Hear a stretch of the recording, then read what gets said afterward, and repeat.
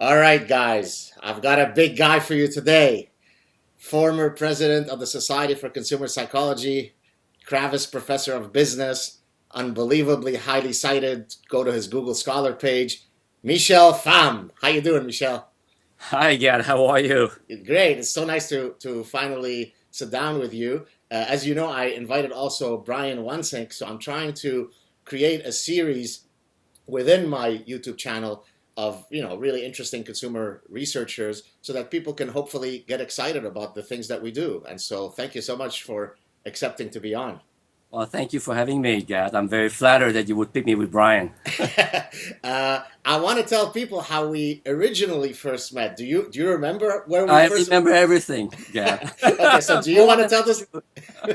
Do you want to tell the story, or do you want me to tell the story? I don't know. It's up to you. I'm happy to fill in the blank. Okay, so let me start. So there's this doctoral consortium that happens every year where business schools that have PhD programs in our field will choose a doctoral fellow to represent them at this consortium. And Michelle and I had been fortunate enough to have been chosen as the representatives for our school among some. I think there's maybe 120 people. Does that sound right? Is that I think it was smaller than that back then. smaller? I think probably maybe 70, 80, probably, Okay. as far as I can recall. Now, I went back. I remembered that there were a few real notables within our class. And I went back and I forgot that there were actually more notables than I had remembered. So now for the general viewers, they may not remember this, but for people who are in our field, these names might sound familiar. So, of course, there's you. There's Nader Tavasoli, who's now at London Business School, a big guy there. There's Jennifer Acker at Stanford. There's Kent Grayson from Northwestern. Angela Lee, also at Northwestern. So there must have been something in the water in 1993 to produce. And I'm not speaking about myself. I'm speaking about you No, guys. no, it's a great crop. There was also Peter Golder, who is Right. at Dartmouth. Niraj Arora, who is at Wisconsin. No, it was a very good year. I don't know what happened, but it was a very good year as far as I can tell. Right, right. So I thought what we would maybe start by doing is talking about some of your research while holding back on your Seven Sins of Consumer Psychology classic. That one I want to sort of address it separately. And so you were kind enough to send me some of the papers that you thought would be particularly interesting to discuss. I picked four of them, and so maybe I will sort of just prime you about each one, and you could tell us, in layman's term, given our viewer audience, about each of them because they all sound fascinating. So let's start with the following: the emotional oracle effect. I love that title. Tell us about that one. I was sure you would pick that one. That's probably the one I would have picked as well. Right. It's so the one of the things I've been trying to study over the last 20 years is really what difference does it make when people rely on their feelings and emotions when they make decisions? And for many years before my time in the field, a lot of people had a very what is known as cognitive view of how people make decisions. We were treating consumers as if they were computers and they were very rational beings and so on and so forth. And if you know a little bit of human beings and in psychology, that is really not what is going on out there. And the earlier part of my career was about to try to show that consumers actually use their feelings a lot when they make decisions. And the latter part of the things I've done is to try to understand now, if they use their feelings to make decisions, what difference does it make? And the setting that we looked at in that research you're describing is about, all right, if people rely on their feelings to try to predict something that's going to happen in the future, does that help them or does that hurt them? Because rationally, what the common wisdom would say, feelings are not a good type of information to be relying on if you try to make, quote unquote, rational and meaningful judgments. And we had, but the general gist, big picture finding that we had in that paper is that when we have a method for getting people to trust more their feelings when they make a variety of decisions.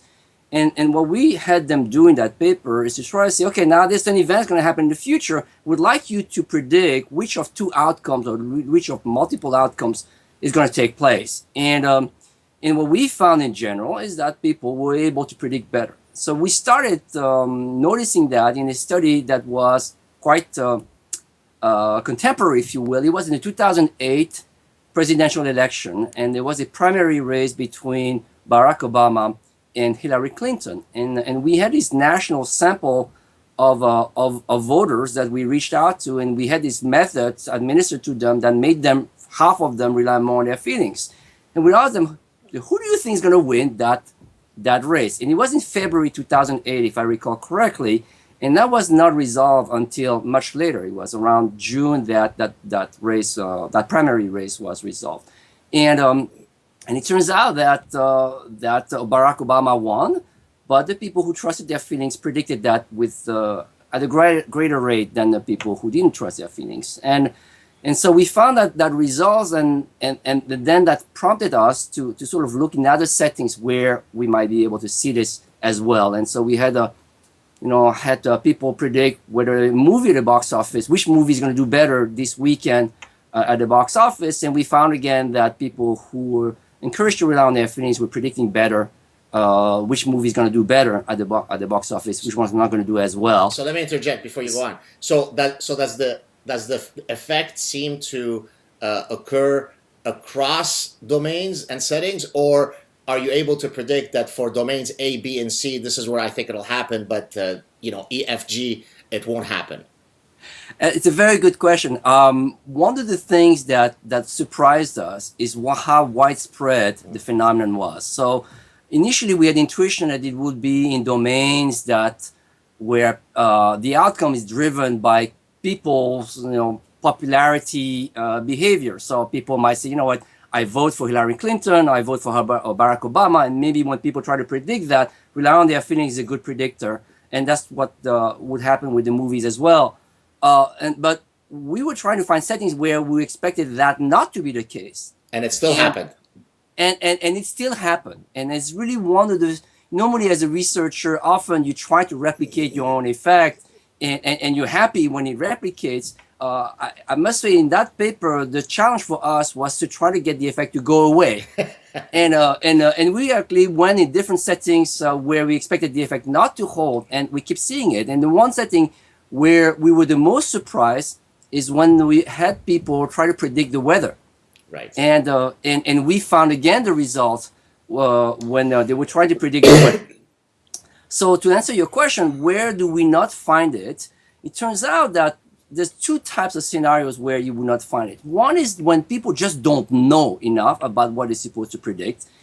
So we had a study in which we had people trying to predict the outcome of a football game, the national collegiate football game that just played out last week between Alabama and Clemson.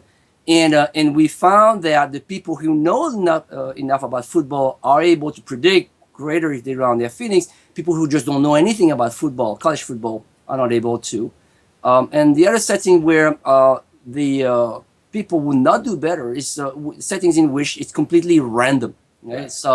So we had them predict the weather like 2 weeks in advance. They can't predict it. So, which is not surprising. Okay. So what this finding is telling us is that when you rely on your feelings, you're able somehow to recruit some intuition of what is the most likely thing to happen. And the reason that is, and that's what we think is happening, is because in the background of our minds, as we learn and go about our lives, we encode a lot of information, not necessarily consciously.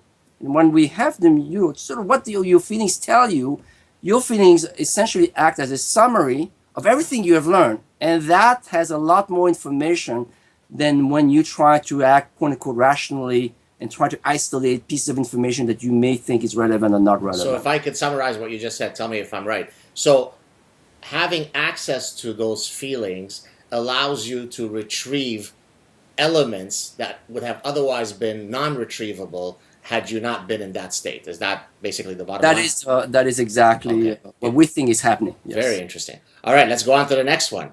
Okay. This one I liked. Being in a relaxed state increases the monetary values of products, which, by the way, let's apply it to the current context. Yep. Hopefully, if the people watching us right now are in a relaxed state because I've got a very sexy, deep voice, they will donate more money to my YouTube channel because they will value this conversation more. Am I right? That's the prediction. That is a prediction. So tell us about it. So this is a project where the that result we did not expect it beforehand. It turns out it started. So here's the general gist. In our field, when we study feelings and emotions, we tend to separate good feelings versus bad feelings and see does it make a difference. And obviously it makes a difference. It's not particularly surprising that it makes a difference. In that paper, what we're comparing is really but now. The good feelings, there are different types of good feelings. You can be either very excited, or you can be very relaxed, or you can be somewhere in between. And in that paper is really about now, when you relax people, what does it do to their minds? And which is something that marketers try to do a lot. So you bring them to a business lounge, you bring them to a spa, you bring them to a fancy hotel, or a nice vacation resort. The whole mindset is trying to create a certain experience that is relaxing. The question is that people can value the experience. That's one thing, but does it do something else beyond making the experience pleasant? And so what we're comparing in that paper is really people who are feeling relaxed against people who are feeling good, but not as relaxed. And so what we found is that across a variety of tasks, people for some reason are willing to pay more, are willing to state higher values for a variety of products that we just showed them. And we had a very, it was not an easy project to conduct because we had to create this state of relaxation in the lab. And so we have, people who have to listen to music, relaxing music and things of that nature versus people who listen to non-relaxing music, but not stressful music. And ask them, okay, how much would you be willing to pay, for example, for a gym membership? And that's the kind of question we have them. And in our studies, to give you a sense of the effect, the willingness to pay and the valuations changed by about 11%. So higher willingness to pay, a higher valuation, 11% more than when you're not relaxed, but not stressed out. Very interesting. Now, of course, as you know, as somebody who sort of tries to biologize things and Darwinize things, one of the ways that I can see as a possible extension of what you're talking about is to look for relaxation metrics that are physiologically based. So whether it be a hormonal state, and so that would be, I think, a very easy and obvious way to take the research that you're doing and then add that biological/physiological element. No, I'd love to. I remember when we were doing that project, I was thinking about other studies that we might have to do to flesh out the project further and looking into the biology and measurements more carefully would have been an obvious way to go. Another direction where one might go is to think more about the application of that, because we have these results and it seems to be quite robust. So we had across a lot of studies. Now, what do you do with that? It has, and testing it in the field and show that it does make a difference. If you would create two store environments, one that you would test to be relaxing, the other one less relaxing, does that really have the effect that we think it should have based on our own findings? Very interesting. All right, two more to go. This one was probably, I think, the earliest one of the ones that I've chosen is from the late 90s, where you looked at a negative emotion, so the valence was held constant, but the source of the negative emotion, I think it was anxiety or sadness, is what was being studied. And you showed that the way people interact with uncertainty or risk, would be different depending on the source of that negative affect. Correct? Tell us about that. So early on, again, in our field, we're always just comparing positive feelings versus negative feelings. But we had an intuition, Raj Raghunathan and I, that the negative, that not all feelings were the same, and not all negative feelings were the same, not all positive feelings were the same. And we started comparing two emotions, which were anxiety and sadness. And the reason we came to choose those two emotions is that they map very nicely onto a classic decision trade-off that people make all the time, which is a trade-off between risk and reward. And so very often what people have to do, they either go for an option that has a higher payoff, but these are long shots, so these are the lotteries which have very large figures, but then there's a very small probability that you win.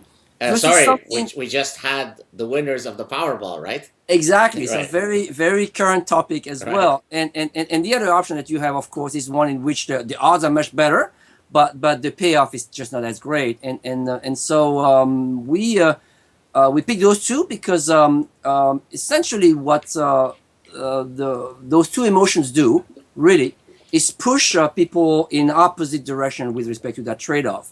And in that paper, we also had a neutral state group. So we have an anxious group, and we had a SAAD group, and we had a neutral state group. And what you see is that compared to the neutral state group, they go in an opposite direction. The people who are anxious go for the smaller reward, higher probability types of option, where the people who are SAAD do the opposite. They go for the long shot, something that has a higher reward, but a lower probability. And both of these can be explained using fundamental principles of how emotions are supposed to shape our lives and signal the state of the environment in our lives. On a related note, in the same way that you sort of drill down so that you're not just looking at the valence of the emotion, but you're looking at the source of that valence. I've done a similar drilling down, in a completely different context. This is a paper that I've yet to publish, regrettably, but hopefully will soon, where we looked at sex differences in envy, which is another important, can trigger a lot of emotional issues. But specifically what we wanted to look at, so if you ask basically men and women if they're envious of, say, same-sex rivals, on general dimensions, then you won't necessarily pick up any sex differences. It's not as though women are inherently more envious than men or vice versa. But then if you come from, as you know, as I do, from an evolutionary lens, and recognize that there might be a sex-specific calculus to the triggers of envy that might make women envious of other women and men of other men, then you start picking up some huge sex differences, which I think most people would have an intuitive sense of what they might be. Men might be more envious of other men because of social status, women because of physical looks. And so again, by having the capacity to be more granular in your analysis, you're able to uncover some things that otherwise might have been invisible to you, right? No, that's very nice. So I can see why your perspective helps enrich my perspective, which is about trying to understand the difference between different types of emotions. But I can see the other way around, that looking at difference between emotions is also putting shedding some light on the difference between men and women that may be biologically driven. And so this is a nice angle that I can see would help you from your research support an evolutionary psychology explanation of many of those. Beautiful. And the last one. I like that result, yes. And then we'll get to the 7 sins, and I'll give an introduction to that paper, as the feelings in the ultimatum game. And I particularly chose that one because before I give you the floor, let me mention what the ultimatum game is to people who might not know. I published a paper on the ultimatum game many years ago with one of my former doctoral students. The ultimatum game basically works as follows. And again, I'm not explaining this to you, it's to the viewers. Let's suppose you bring in 2 people into the lab, you give player A $10 and you tell him or her, please split this $10 with player B. There's no negotiation, there's no back and forth. Player A proposes the split. Let's say I'll keep $7, I'll give the other person $3. If player B accepts it, they both get their respective splits. If player B rejects it, they both get nothing. Hence, it's just an ultimatum. Now, I wanted to study, again, coming from an evolutionary perspective, what happens to these offers as a function of the sex makeup of the 2 players. There are 4 possibilities, right? Male, male, male, female, female, male, female, female. And we had hypothesized that, of course, that variable would strongly affect the offers that are being made. And we hypothesized and found that when men are offering to women, this is where they want to exhibit cues of generosity. And when men are facing other men, this is where the intrasexual rivalry juices kick in. Whereas women would be equally fair irrespective of who they're facing. And that's exactly what we found. And so with that background, I give you the floor as to what you did in your own study. Okay, you have to remind me to tell you about another study that never was published and never was finished on the ultimatum game, Okay. which was by far maybe one of the most interesting study I did, which was a total failure. Why? So is it? It wasn't published because It wasn't published because the results were completely flat, but I'll tell you about that Okay. one in a second. Okay. So here's so again we have these methods for getting people to so in the ultimatum games there are two behaviors that are interesting. So it's the behavior of the person who's make the offer and the split to the player, and we call them the proposers. And there's the behavior of the person who receives that split and who may accept it or reject it. We call them the responder. And those two behaviors are fascinating. And in that paper, we studied the effect on the proposer. So what difference does it make if you trust your feelings as a proposer? And again, I did not expect the results that we got. But what we found is that the people who trust their feelings tend to make offers that on average are slightly less generous than the people who don't trust their feelings. And that's not necessarily what I expected. But the one thing that's fascinating, though, is that what was the level at which they made the offer? And when they made the offer, really the modal level at which the people who trust their feelings make the offer is 40%. So they actually give the other person 40% and they keep for themselves 60%.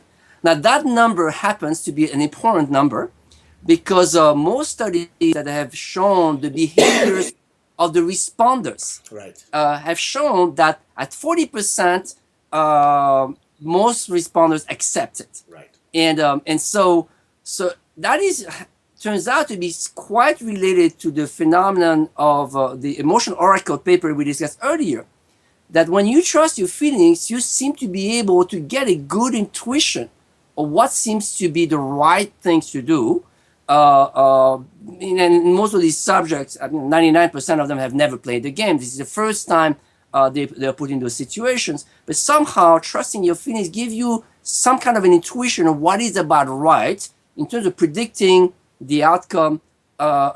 Is the person going to accept it, not accept it? And the feelings seem to be telling you this is the right thing to do, play this way. And then on average, what you find is that, of course, they make a bit more money because their offers are not overly generous. And so they get to keep more. They are not overly greedy. They're not rejected too often.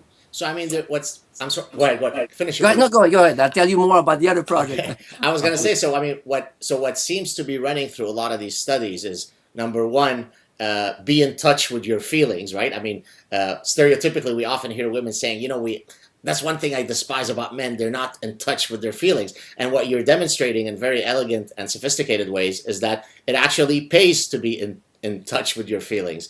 And I wonder if that then somehow links to something that we often hear, I mean, certainly in academia, but in the popular sort of medium, about emotional intelligence. Is there any link between what you're doing and that construct?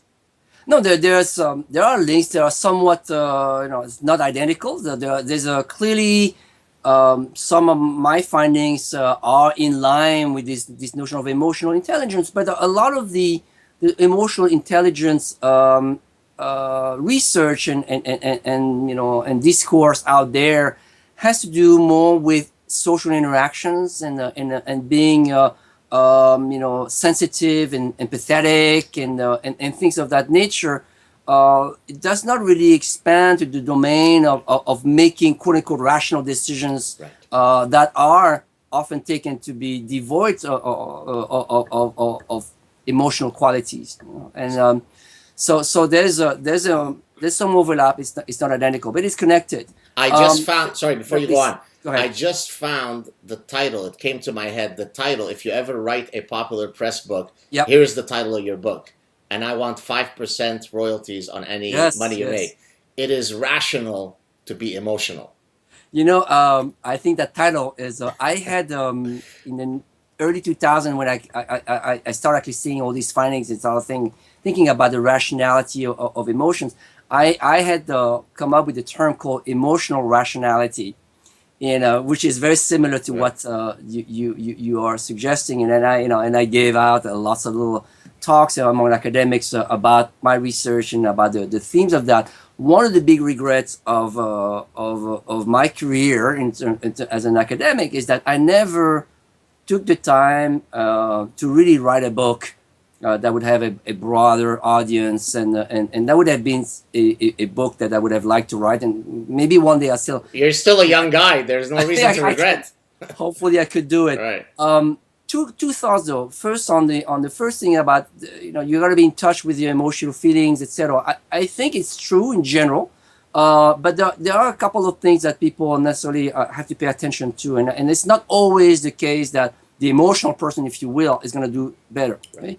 One of the things that I think is important to recognize is when you talk about emotionality, there's a whole continuum. Okay, it can go from being completely going upset and going berserk, completely crazy, and then taking a gun and shooting someone. That's not what we're talking about in my research. And there's no question that extreme levels of emotions, whether it be anger or passion or whatever, can lead you to do silly things. Okay, but there's a whole continuum. And feelings play a role in your life at this whole range of things, and there's a whole range of at which feelings that it doesn't feel right or you feel good about something. On average, I think really helps you, and it's really at the extreme that it hurts you. Gotcha. The other thing that I would say, and I've never tested it, and that's a part of the research that still remains to be done, but I think where the feelings are coming from is also important. And there's one of the little notes in one of the findings that we had in this emotional oracle paper. We had one study in which people who trusted their feelings were able to predict at a higher rate who was going to win American Idol that season. And it was a season that had a guy called Chris, if I recall, and the other one, Adam Lambert. And the guy called Chris won, and he was the underdog. He won this. It was a little bit of a surprise. But there are people who trusted their feelings who didn't know, predicted it well. And the reason is the people who happen to have quote-unquote inside knowledge about the person. So sometimes you have good feelings, not so much because the feelings are summarizing everything you know. Right. Sometimes you have good feelings because you have unique knowledge and unique interaction with what you're supposed to predict. And those kind of feelings are dangerous, right? And so you may love, for example, Bernie Sanders for personal reason, let's say, in the United States. And because your love of Bernie Sanders, if I were to ask you, is he going to win the primary? Is he going to win the presidential election? You might be tempted to say yes, but that feeling that you have there is not the right feeling to rely on. Right. And paradoxically, here's what I would say, and this is I'm already disclosing something that could be a subject for a book, but I suspect that if you know where your feelings are coming from, this is probably not the right type of feelings that you need to rely on. It's only the feelings where you don't know where it's coming from that are the kinds that seem to summarize a lot of the information that would be useful to you to make a decision. Very interesting nuance there. Do you want to... Let me tell you about this project, if you don't mind. Please. This project that failed. I was going to actually cue you on that, exactly. Okay, all right. One of the things that you don't know is that my brother is an academic as well. And he's by training a clinical psychologist, and he's well published, and he's in Belgium, and but he specializes on clinical populations, and his dissertation was about the emotional deficits of psychopaths. Whoa! Okay? Now, that's sexy stuff. That is fantastic, yeah. And the general finding is that the psychopath exhibits a lot of emotional deficits of different types, and that's what is contributing in part to their psychopathic behavior, antisocial behavior, criminal behavior. Now, as part of his research, what he does, he has access. Well, he was a prison psychologist for a number of years, and he also had access. He also he's the director in a mental hospital, director of research in a mental hospital.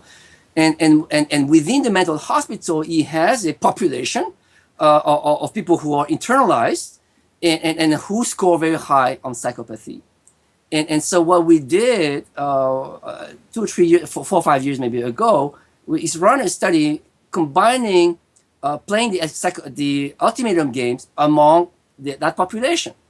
And the prediction that I had at that time is that, and that we had at that time, is that the psychopath, subject, people who would classify as such based on the clinical measures, would be the classic economists. Right. In the ultimatum games, the economists make the prediction that in the ultimatum game, you really should be just giving like a dime. The smallest denomination. A very smallest denomination possible, just because you know that the other person should accept it, otherwise they get nothing. And that's the critical rational economics prediction of how you should play the game. And we thought that maybe the psychopath will be doing that because they don't care about the other person, they don't care about the feelings. And so this was the prediction we made, and it was a very elaborate experiment because people are in cells, literally in cells, and so we had an assistant going from cell to cell with an envelope of money and then going and making the offers. You have to publish this. No, but we couldn't publish it because we had flat result. It was essentially everybody within that study split 50-50. Wow. Everybody is split 50-50, regardless of level of psychopathy. And so what I suspect is happening in that stuff because they're all part of the same institution. Right. And they say, we're all in the same boat and let's go 50-50. Right. And so that's not a publishable result, but I love it. And I'll tell you,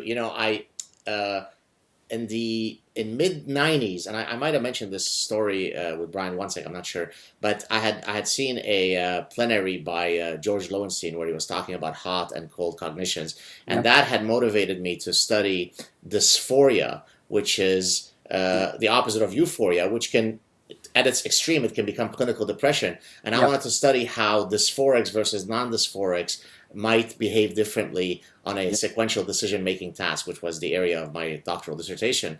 And that led me to think that, it's such a shame that we don't study in consumer behavior clinical populations. And I had contacted at the time a clinical psychologist friend of mine to see if I could get access to some of his patients, but it was very, very complicated to do so. And so I simply measured, regular people's dysphoric level, and a few, of course, fell almost in the clinical depression range. And so I think that's, as a general statement, I think it would be a wonderful opportunity for us to not just look to, our undergrads and our MBA students as prospective participants, but to look at these very interesting populations like clinical populations. So for example, in some of my books, I talk about dark side, the biological roots of dark side consumption, things like pathological gambling and compulsive buying and eating disorders and pornographic addictions. Well, all of those folks are within clinical populations. And so I guess this is going to probably lead us very nicely into the 7 sins of consumer psychology, because what we're talking about here might easily be fitted within one of the 7 sins. And so maybe we could move on to that. You wrote I think it was published in 2013, and you also gave a presidential address at the annual, SCP conference, the Society for Consumer Psychology conference, a paper where you were basically saying very honestly, and I mean, you were speaking at this point as the president of the society, which to me, it should be natural that we should have that self-insight, but in a world of sort of political correctness and diplomacy, it was, I think, hailed by many people as very courageous that you would stand up and say, look, we do great things, but we also do things poorly, and here are 7 ways that I think we could improve. And I thought that was brilliant. I think that in 20 years from now, probably that paper will be remembered more than all of your other great works. That's my prediction, and I'm in touch with my feelings. Possibly, yes.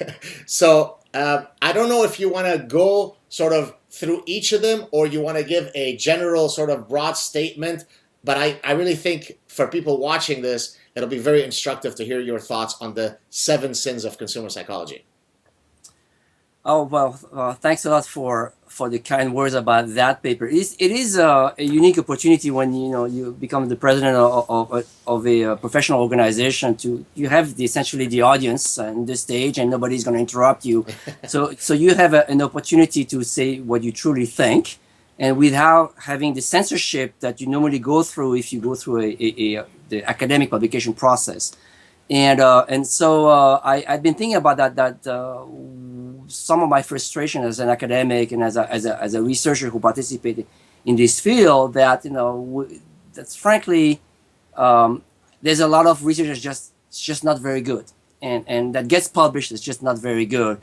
And the question is that what is it that in my mind makes research not very good? And it's not a matter of my own judgment. It's a matter of the fact that it's not very good to the extent that even though it's published, basically nobody reads it, nobody cites it, it has no impact. And this is really what I was trying to address. And so in our field, we've long known that within the industry, people don't necessarily read what we do.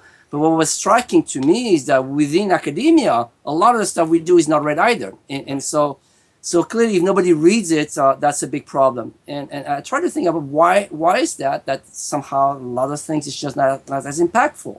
And I came sort of to start to think about reason why I think it's not as impactful as it should be. And I sort of isolated the 7 that I thought were the most critical, and this was led to the title of that paper.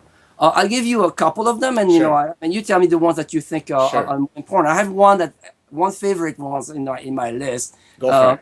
But one of the things that I call the sin of narrow scope is the fact that when you study consumption behavior, you should really be studying everything that leads to consumption, and anything, so including the things that precede consumption and all the way to the things that follow consumption. And this is really what would lead to a lot of insight. And one of the things that we consistently do in our field, and most of our colleagues are in business schools, and they think that they study purchase behavior. And so what happens in the store, what happened right before that when people are presented with the options and try to make a choice.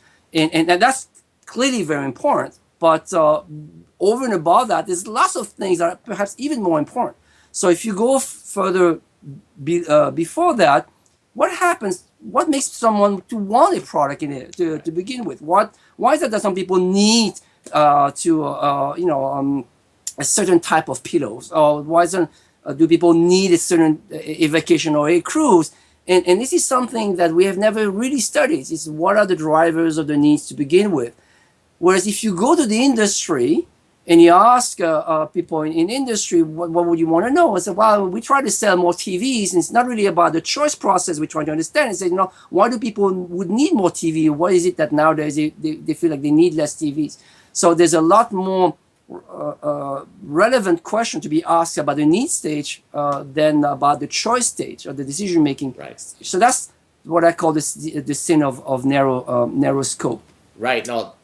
Do you want to go on, or do you want me to? Go ahead. Yeah. So, I mean, let me build into that. So, rather than sort of having you go through maybe each of the 7, one of the things that I've talked about in my own criticism of the field is the idea of methodological fixation. This is a term that is not my term. It's from Sternberg and Grigorenko in a 2001 American Psychologist paper. But I thought that the term was so beautiful because it perfectly captures what happens in consumer psychology and consumer behavior in general. This methodological fixation is basically the idea, colloquially put, of, to the guy who's got the hammer, the world looks like it's full of nails, right? Yeah. And so, so if I'm a priming guy, that's what I do. If I'm an experimentalist, I never do field stuff.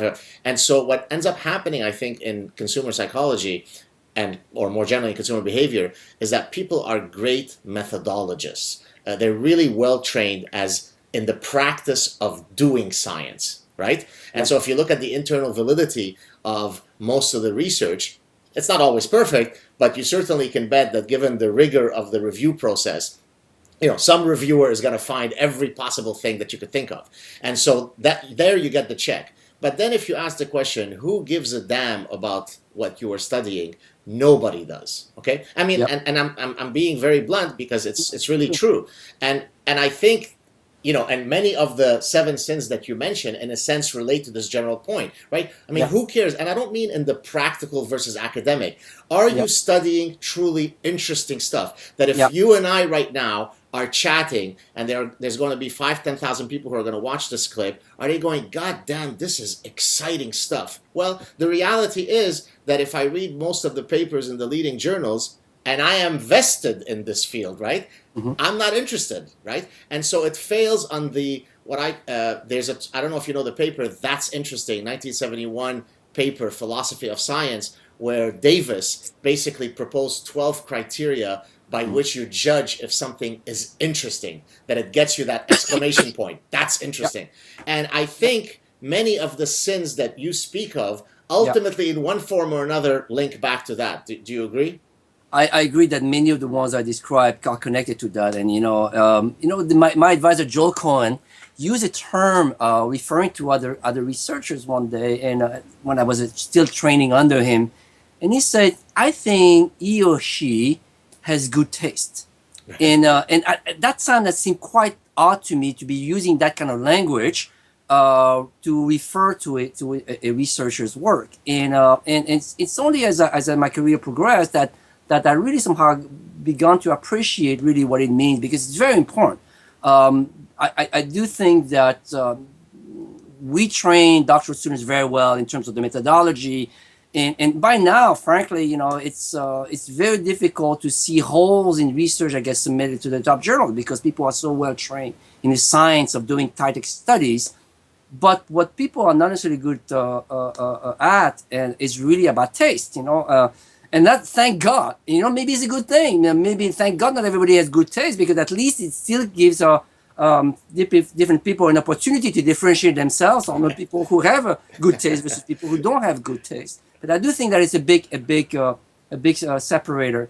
One of the things that speaks to the thing that you described is what I call the sin of research by convenience. So the researchers, they have their tools, and they know there are things that are relatively easy to do, and what they'll do is set up their research and their research questions around the things that are easy to do, and the research are easy to do. Unfortunately, are not necessarily the research that is more interesting. Like, for example, the study that I described to you about the psychopath in the mental hospital, that was very, very hard to do, but it was interesting. If we had good result, it could have been published in a major journal, maybe in Science. Right. But it just didn't get the result. But that was and it's quite unfortunate, however, that there's this trade-off. The things that are easy to do are usually not necessarily the stuff that is interesting. That's what I like Brian Ronsig's research so much, because a lot of his research is not easy to do. And but he asked very good questions and very interesting questions. And as I think you might have seen because I know you watched our chat. Yeah. I mean, I could pretty much pick up any paper that Brian Wansink has written, and I go, God damn, that was interesting, right? No, exactly. Because why? How did he come to this? How did he think of it? Because I'm going to add to your brilliant supervisor's beautiful term, taste. Let's coin a term right here in front of everybody. It's epistemological taste, right? I mean, it's right. People have fashion taste. Well, if I can speak of myself, I won't dare say if I have epistemological taste or not. But here's what I do have. I have broad intellectual curiosity. Now, it has actually harmed me in terms of my career, right? Because I don't play by the rules of I only publish in these journals. I genuinely don't care. Maybe I should care more, because I just find an interesting problem. For example, if you had approached me and said, hey, Gad, you want to work on this psychopathy paper? Before you finished that sentence, I would have said, I'm on board. Now, would it have likely been published in JCR? Probably not. Now, if I wanted to go down that careerist track, I should have thought. But so in reality, what we need to do maybe, and certainly people like you who are sort of the editorial gatekeepers can help in doing, is there a way to change the reward metrics in our field so that we don't succumb to these biases? It's a very big challenge. I totally agree with you that it all boils down to incentive structure. And right now, the way the field is set up is that your career is going to advance as a function of A-level papers that you have published. So if you publish 10 A-level papers, that's fantastic. If you publish 5, that's not going to be as great. And this is almost a linear mapping between people's career success, the schools that they end up teaching at, where they get tenure, the salaries they might get, the reputation they have. it's really almost linearly predicted by the number of A-level papers that they have published. This is not necessarily a recipe for scholarship. And I got to think a little bit based on some other readings on what does it mean to be a scholar. And interestingly, if you ask a layperson what is a great scholar, they will tell you about someone who is very deep thinking, is someone who is broadly read, who knows a lot, can think about clearly, but there's nothing in the layperson's definition or conception of a great scholar that really speaks to the number of A-level papers they have published. We would not say this is a great scholar. Oh, this person has published 100 articles, a great scholar. No, it's people say, do they know a lot? Right. Do they have a clarity of thinking? And do they have a critical mind? And are they broad and well-read? This is what as a layperson would define as a great right. scholar. Now, if you look at the way our field is set up, we don't reward great scholars per se. We know the only thing that they get as great scholars, they get more manuscripts to reviews because they tend to be very good at reviewing manuscripts, right. which is in fact a punishment. So we send them lots of stuff to read, right. And what we only review is reward is do you publish a lot of papers, right. which is not, I would say, it's orthogonal, but it's not the same. In fact, right. You can publish a lot by reading a little bit less and just cranking out more studies. Right. But it's not necessarily the great scholarship in the general definition of the term. So true, and I guess that leads me to the next question, which is the role of a professional intellectual. And I also, by the way, raised this with Brian Wensing, but of course I want to get your take. And that is that, we're professors in a business school, right? We teach marketing, right? So when it comes to the marketing of ideas and the engagement with ideas, most professors in the business school are abysmal, and in the following sense. We have these unbelievable opportunities with all of the social media tools that are at our disposal to be engaging the larger audience in a myriad of ways. Now, for example, publishing in those A-level journals that you're speaking of is wonderful and great, go for it. But there are many other hats that as a professional intellectual, you and I should be doing, and regrettably, very few of our colleagues, and I'm not sure why, maybe you could offer some hypothesis as to why that is, they don't. So if you look at Twitter presence or public Facebook page presence or media presence, where we expect people who are trained to think critically and clearly to have important things to say, everybody shies away from it. That's a shame, and I wonder, what are your thoughts on that? And can we change the incentive structures to make more and more people comfortable engaging in the public? I do think there are two reasons why people are not doing it more. First of all, I totally second your observation. It is true that if you look at the people around us, the 2,000 marketing academics that we may know, very few are prominently out there marketing their thoughts to a broader audience, which it's quite amazing why we're not doing it. It's incredible. In fact, if you look at the students, they would respect us more, honestly, if they would see us on YouTube, on Facebook, on the news, than if they were to somehow see the collection of journal or consumer research articles we have published. There's no question about that.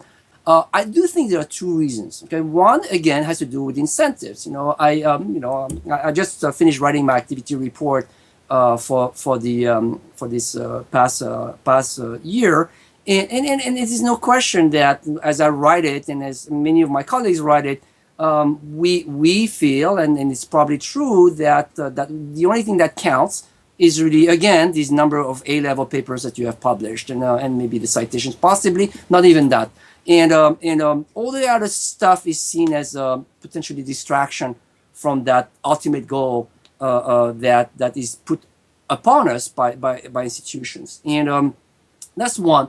I do think, though, there's another reason.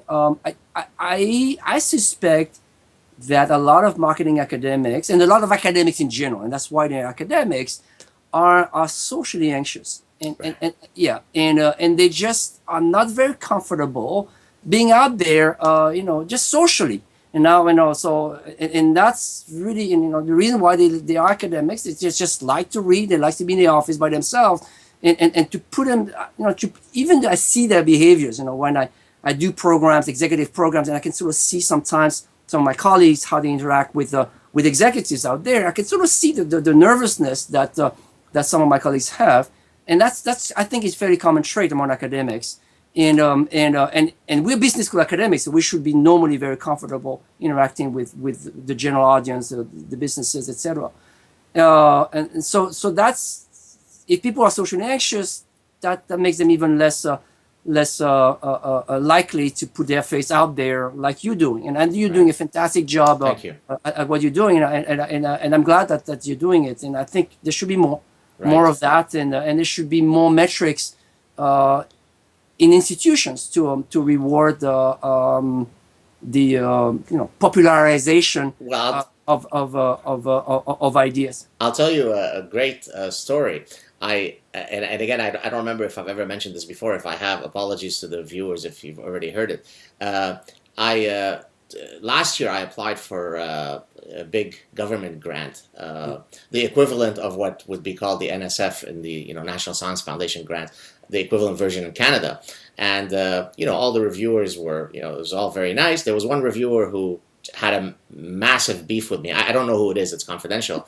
But one of the things that he or she was particularly, had disdain for me is because I was very known, right? And so the person would list, right? I mean, this guy is in the media, and there are millions of people who read his stuff, and what a horrible thing. I mean, who would think that an academic who's read by 4 million people is inherently not doing a better job than an academic who's read by 3 reviewers and an editor? I'm sorry, sir, I have sinned, right? I mean, it's just, and so his whole line of attack was that I was this sort of popularity hound, right?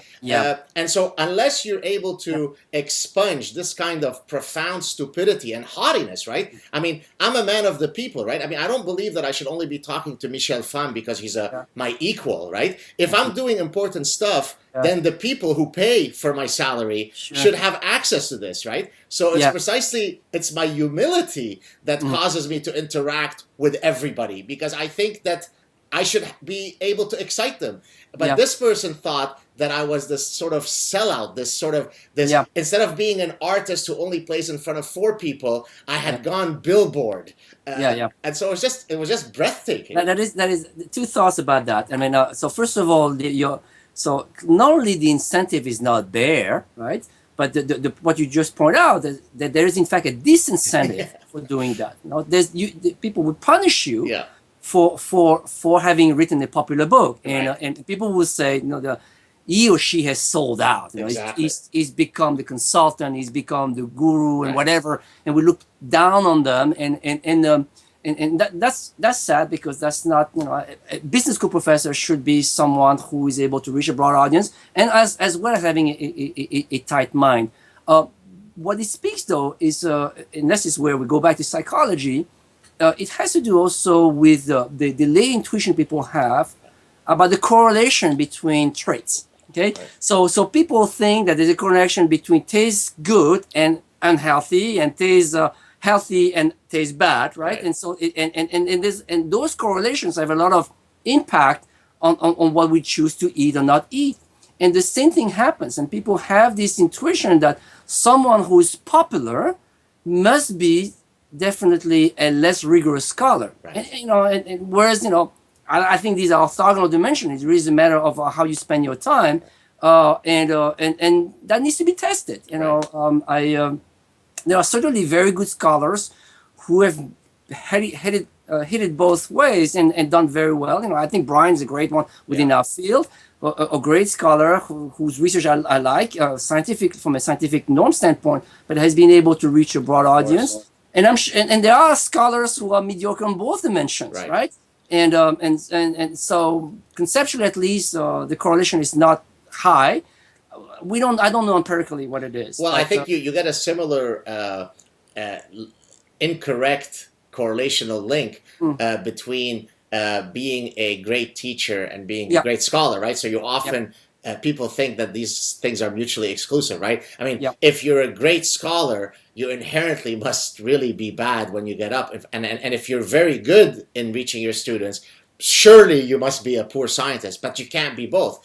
Well, I could name off the top of my head 10 people right now who are, breathtakingly accomplished scientists, who are some of the most eloquent speakers. Actually, one of them that I recently communicated with, you may not know him because he doesn't run in our circles. Robert Sapolsky is a neurobiologist at Stanford, who is a, profoundly accomplished neurobiologist. Certainly his metrics would make anybody in marketing stand up and take notice. And yet if you go to YouTube and watch the number of views of some of his appearances, I mean, it's just breathtaking, right? He gives a lecture, there are 900,000 views. Oh my God. Right? I mean, right? So again, we need to change the currency of how we define ourselves. We are meme creators, and we do that through our science, and we are meme propagators. Put those two together, and you've got the ideal intellectual.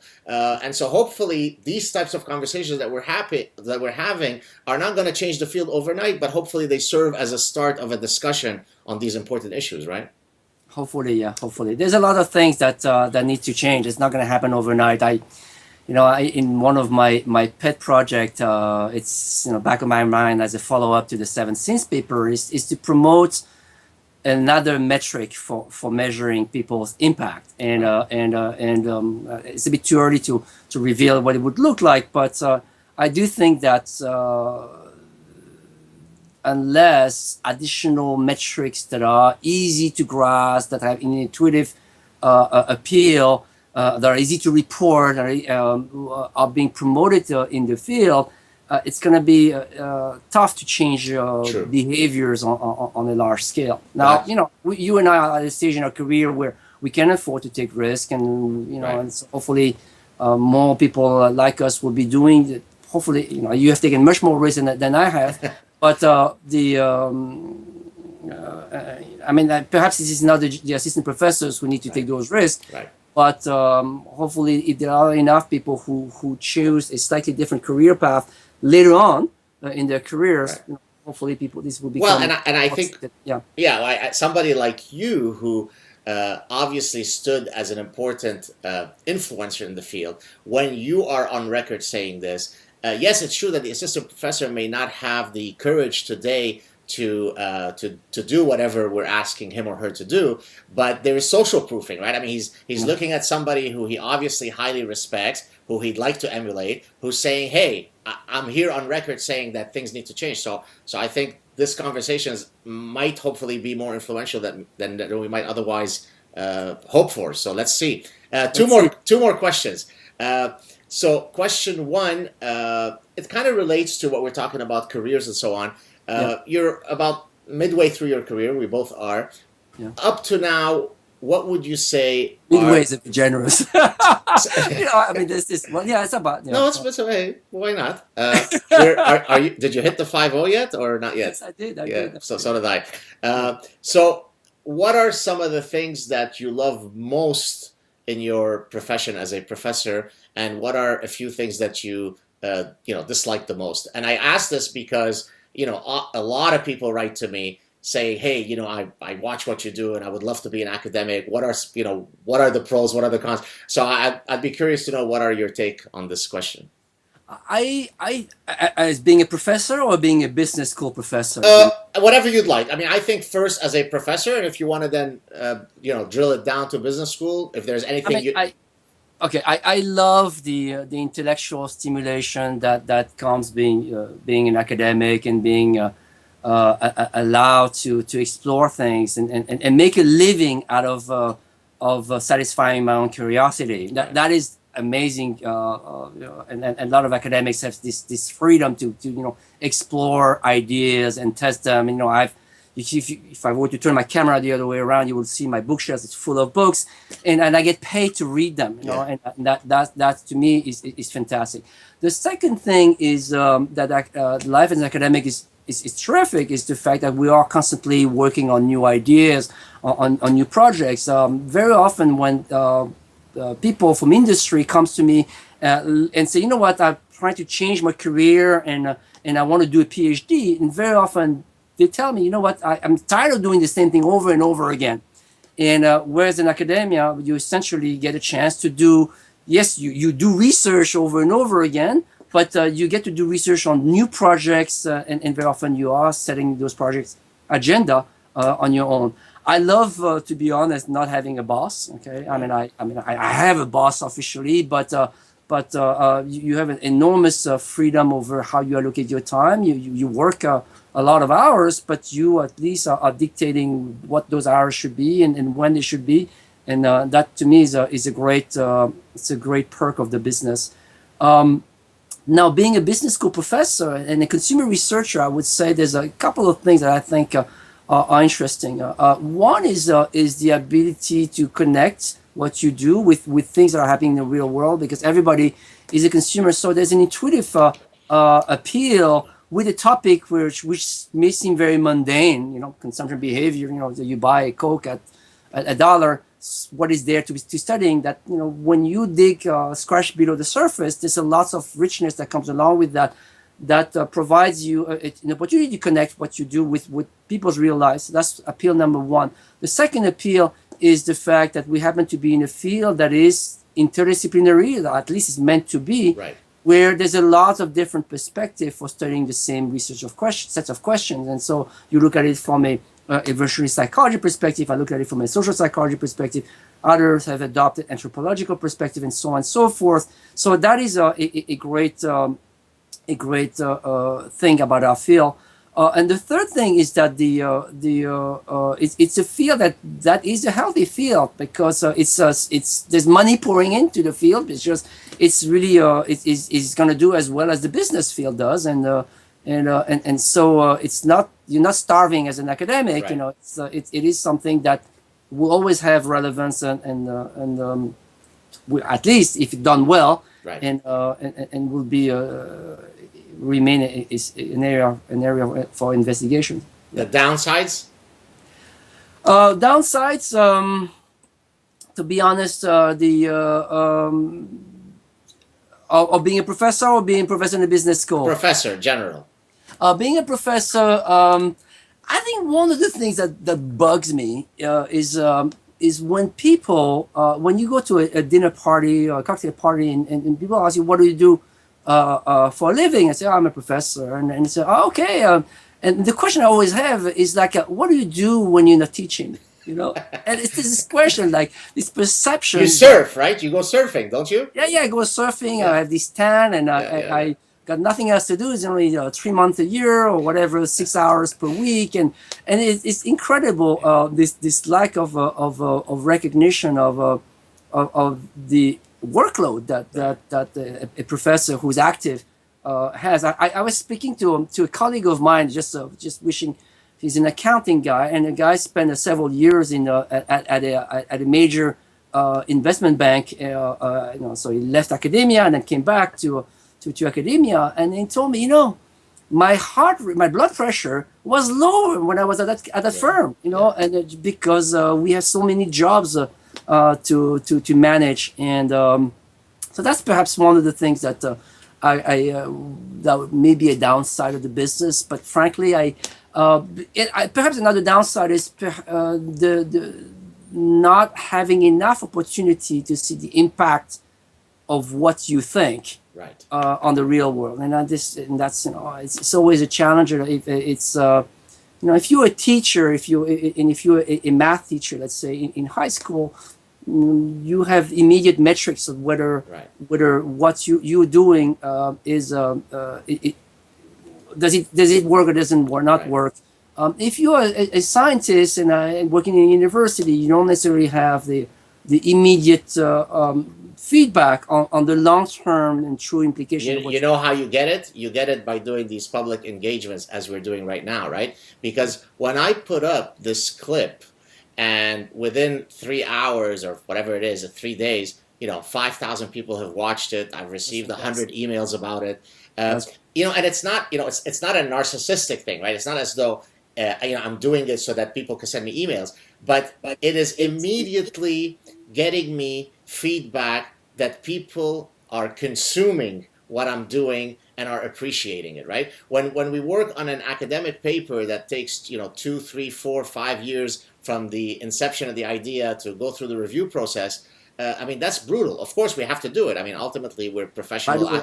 Go ahead. Some of my papers, I tallied some of them. Some of my papers took 11 years. I think that's my record, 11 years. And I had several that took about 10 years. From inception to end, or just a review? No, yeah, okay. No, from inception to end. Right. Well, go ahead. This relaxation paper that you mentioned, we discussed earlier, after it got published, and it got published in 2011, I went back with Jerry Gorn, who's a good friend of mine. Great guy. We were thinking about starting yes, great guy.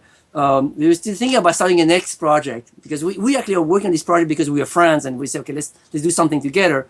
And so I went back to my notes and my emails from when we started, and it was started in 2000. Okay, well, I'm going to beat that record. Okay. I have a paper that came out last year. It's a paper it's one of my few non-evolutionary psychology papers. The data was collected with one of my former MSc students as part of his thesis. He defended his thesis, I think, in 1998 or 99, and the paper was published in 2015. So I beat you. Yeah, I have a long way to go. But you mentioned something, and then I'll get to the final question and we'll wrap it up. You mentioned something about the freedom that that is afforded in academia, and I often tell people that, look, I work 18-hour days, but yet I always feel free, because there is nobody who is imposing on me a particular schedule. And this, actually, I'm going to link it back to something I mentioned earlier. Robert Sapolsky, the neurobiologist, he had studied baboon cortisol levels depending on where they are in the hierarchy, and he showed that guys who are, or baboons who are lower on the hierarchy had greater cortisol levels than guys higher on the hierarchy, which you might think opposite, possibly, because you might think the higher I'm up, the more stressful my life is. I've got to protect against all these other guys trying to take my job. Now, that study, or that rough finding, was replicated with cortisol levels of people who are in professions of different statuses. And it turns out that the CEO has actually lower cortisol levels than the factory worker. And you would think, well, how could that be? The factory worker does the same thing. Everything is set for him, whereas the CEO has incredible pressures. And of course, cortisol is a hormone that is a stress hormone, right? And so it captures how much stress you have, and it's got a lot of downstream negative effects on your health. Well, the argument for why that CEO has lesser levels of cortisol is very much related to the freedom point that you mentioned, which is that the fact that you've got freedom to navigate through your day actually serves as a strong protector against stress, even though you're working 18 hours a day. But the poor chap who is told when he can go relieve his bodily functions from 9:50 to 9:55, he actually experiences greater stress. So you're definitely onto something in terms of your freedom argument. No, it's a great finding, and I come to appreciate my job even more after hearing it. There you go. Last question, which is kind of a strange way to end it, but I think a very topical one. I don't know if you've been following all the stuff, and I've been at the forefront of, if I may say, of fighting all this stupidity. Microaggressions, safe spaces, trigger warnings. Has that at all entered your reality at Columbia Business School? If yes, tell us about it. And if no, tell us about what your position on this whole thing is. I gotta be careful on that one here, because I'm testing your capacity to break out of the bubble. My academic freedom. There you go. There's no question that there's more tension, as you know, on campuses that puts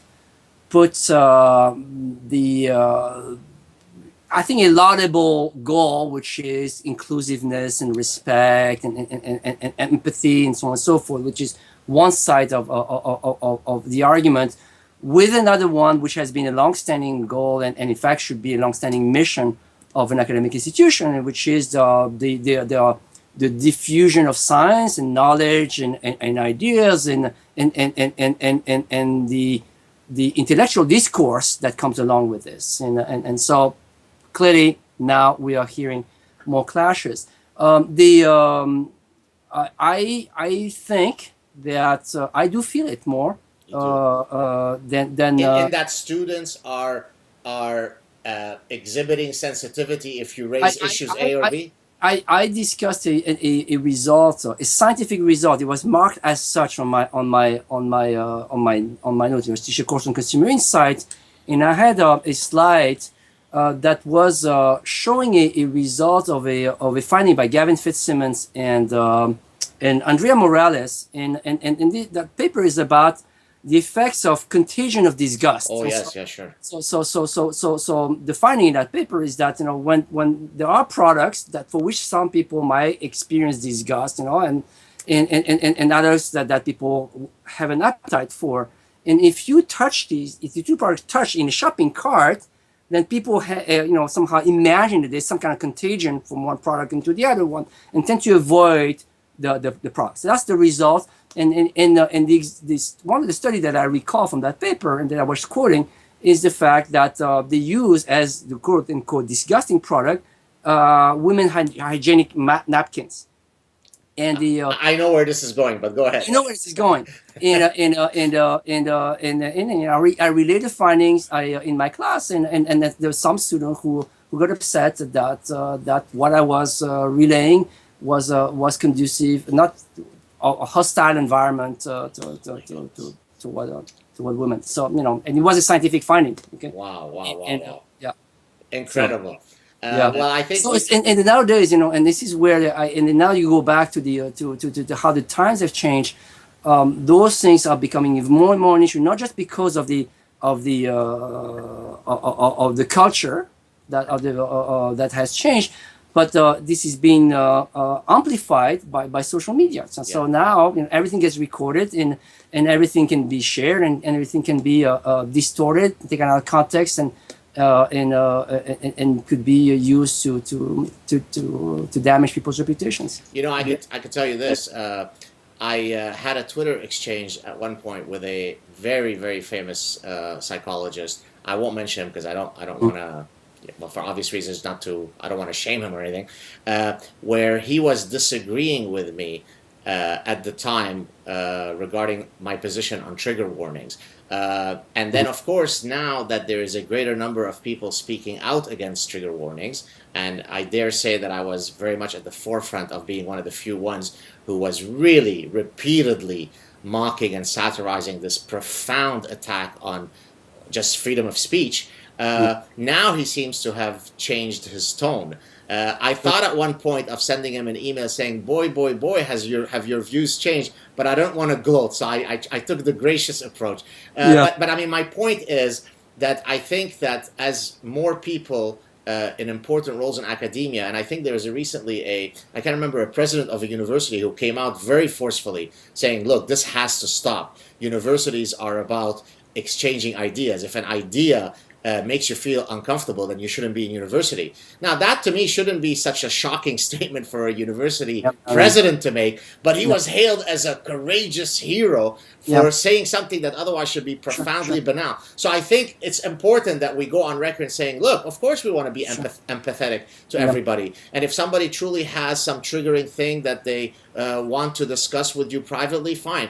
But to have to put a trigger warning for every possible topic that falls under the sun becomes just an Orwellian reality that we have to fight against, right? I think it's also connected to another trend in academic institutions that you're probably aware of, is the shifting of decision-making power from the faculty who used historically to be really administering the universities and taking terms, to a professional administration structure where a lot of these rules are coming up, and so there's a book that's on my shelf right behind me it's called The Fall of the Faculty, where it's an academic somehow who surveys and shows that universities have bloated themselves over the years with layers and layers of administrative structure, and the administrative structure is taking more and more decision-making role.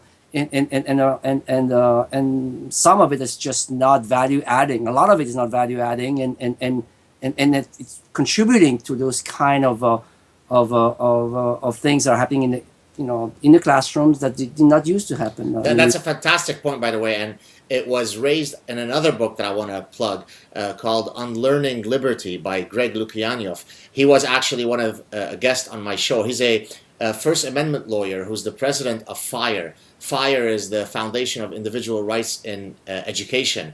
And so his organization files lawsuits against universities when they violate either staff or professors or students' First Amendment rights. And you might say, well, how does that happen? Well, whenever you've got university speech codes, you can't say this and don't say that and don't say this word. By definition, the speech code is in violation of the First Amendment, or something like this. You're allowed to speak freely, but we're going to designate a free speech zone for you where you're allowed to speak freely on campus. I mean, that's breathtaking, right? I mean, the United States is a free speech zone, not a particular zone at Columbia University next to McGuire Building, right? And so he actually raises exactly the same point that you do, and that is that the professional sort of administrators that have come in to justify their existence come up with ever new ways to make life hellish for everybody, including the imposition of these speech codes. So you're right on point. Anything else you want to say before we wrap it up, Michel? It's been a great chat. I mean, keep up the good work. I'm very impressed. Oh, thank you so much. It was such a pleasure having you. Of course, we could go on for another 3 hours. I will put a link to your website. Is there anything else that you want to promote, or is that it? Is there a project or a lab page or something that you'd like me to maybe point to in the description of the? You can point to that the link to the 7 Scenes address, which is somewhere on YouTube. I'll find it. To be connected, because it's people can sort of see what are the other 6 scenes we didn't get to discuss. Perfect. Stay on the line. I'm going to stop the recording. Thank you so much, Michel.